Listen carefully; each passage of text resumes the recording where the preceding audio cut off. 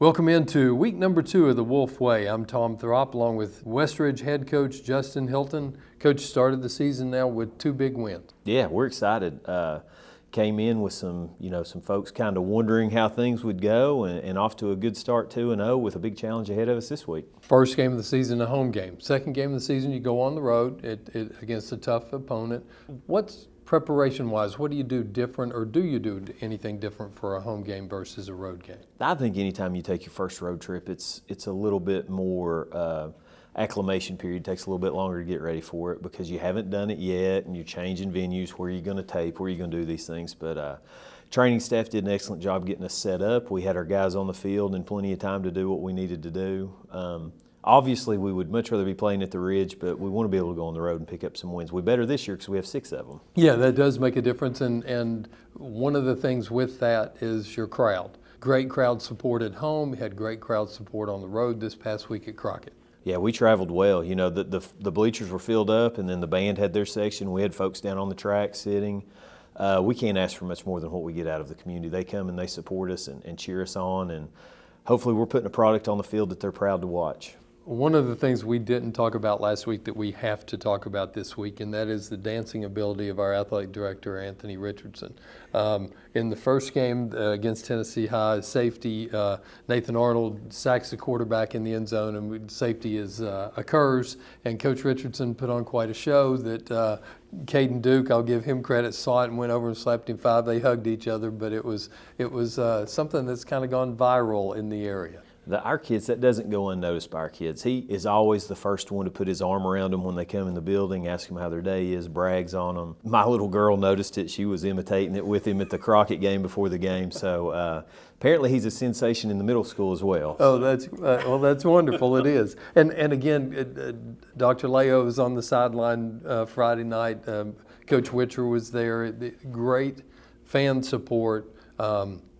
By the community, but also by the staff. It's unbelievable. And I get texts from all those folks you just mentioned. Dr. Whitinger was in the stands cheering them on. I mean, it was, these people love our kids. They pull for us. They're friends first and foremost. And, you get those texts from those folks talking about how well the boys played. And it just means a lot. It means a lot. Friday night, the boys did play well, and let's start. We do offense, defense, special teams, and we'll roll through it. Offensive bunch, again, we have talked about the fact of them being physical, being patient, efficient, and that execution is real important, and with that, it becomes explosive, and that's what you've shown 2 weeks in a row. And again, you talk about going on the road and being able to weather a storm. Of every team we play, because of what we do, is going to give us a look that we've never seen before. So we practice for everything, and it may take a quarter or maybe a little less to adjust to it. But once we can adjust to it, I feel like our offensive line is smart enough and capable enough.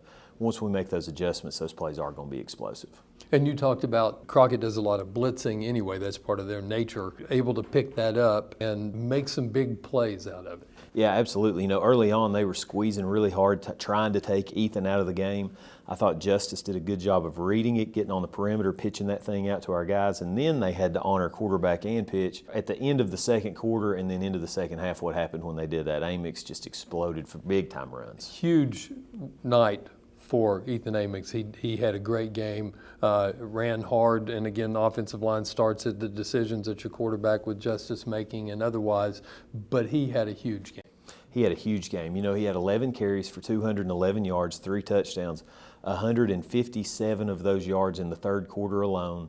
He was the JHL Player of the Week, which is a big honor, Farm Bureau Player of the Week for us. So, yeah, it was a huge night, but he would be the first one to tell you that none of that happens without the big boys in front of him. Absolutely. And as you talked about last week, the receivers, the slot guys, and everybody going downfield and the additional blocks downfield. The linemen had them too, but your receivers haven't. They did, and they're so unselfish, and we roll those guys in there, and they just continue to take pride in, we call it a hero block when they go make the block on the backside.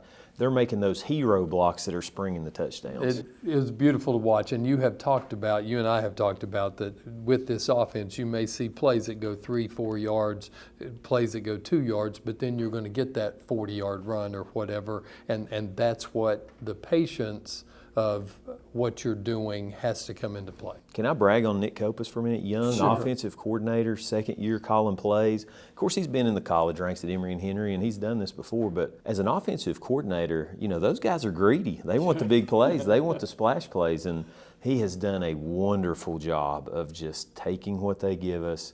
We tell our guys it's body blows, and then the big one busts. And they've bought into it, and they believe it. How much of what you all do is preconceived, pre-called? I know Justice makes, obviously, if he's out there on the pitch, when he turns and does the toss sweep, that's obviously a play call, but he has a lot of reads too, I am sure. He can check any play that he wants to. So he can flip the play, he can audible, he has free reign to change, and he did against Crockett. He changed 3 or 4 plays, and then obviously when we're running the true triple option, he's making the reads and making the decisions based on what the defense gives us. It's a lot of responsibility for a sophomore quarterback. He's done well so far. The challenges are going to keep getting stiffer, and he's going to have to continue to get better. And so far, offense has gelled and worked well and been patient and been physical and been successful. Defense as well. You had a team that once again wants to balance the run and throw. Completed a few passes against us early, but the defense really did their job. Our goal going into every game, we have a defensive goals meeting on Thursday on the 20-yard line with our starting defense, and they set their goals. The overwhelming goal every week is we will be the most physical team on the field. We will out-hit our opponent. And again, we don't want to see anybody get hurt or anything like that, but you do want to be physical and impose your will. And, we gave up a couple plays here or there. It's kind of bend but don't break. Did a very good job in the red zone of not letting them score touchdowns. Yeah. Quarterback gets hurt. They come out there kind of one-dimensional in the second half, and then we kind of smothered them after that. And I think that goes back to we're going to win the line of scrimmage, the D-line, and make those plays. And again, being prepared for what the other team is wanting to do, you, coaching-wise, get them in position to, whether it's stop the run first or pass first, whichever it is that you're looking at. You've been successful in stopping both. We would like to make them do something they don't want to do. Yeah, absolutely, and try to make them uncomfortable. Special teams also won that game again, solid kicking, your returns and coverage, and kind of capped off by a touchdown saving tackle by your kickoff specialist. Evan Manus made a big tackle. He'll let nobody forget about it. No, it was a great tackle, and he almost kind of stalked him going down the sidelines. He did let me hear about it for a little bit when he got the sideline, but that's fine. He saved a touchdown, and he does not mind hitting people, which is uncommon for a kicker, so that was great. Extra points, we did fine out there. I'm not sure what happened. We missed one, but 5 for 6, and we have been very consistent on that. Obviously, those guys would love to be perfect, and they put more pressure on themselves than we put on them, and they have been out there working and working and working this week. Just phenomenal to watch those guys take their role so seriously. And Isaac McGee is a holder. Right now, he can't do anything else, but he takes that role and takes pride in it, and it's a big deal. And when everybody does that with their little job, if everybody would be that invested, it would be, something special could happen. And you go back, it starts with the snapper. Jay Sarwood, yeah, that's exactly right. And he has been consistent. It's been good. Did notice during the course of the game that Evan found you on 3 different occasions that I saw after the tackle to have a conversation, which I thought was great.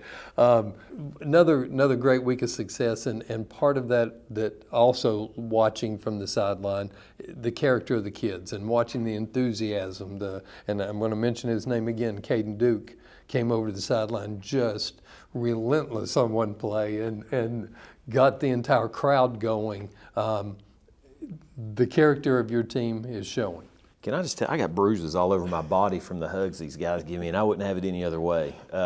You're right, Caden Duke is the emotional leader of the team. And those guys celebrate each other's successes in a way that's phenomenal. Again, only 5 penalties this week, so and they weren't big ones, and so we've done a good job in that area. Leadership has been good. There was a little skirmish that broke out there that could have been a lot worse, and I felt like our guys did a good job of getting that corralled and putting an end to it. Yes.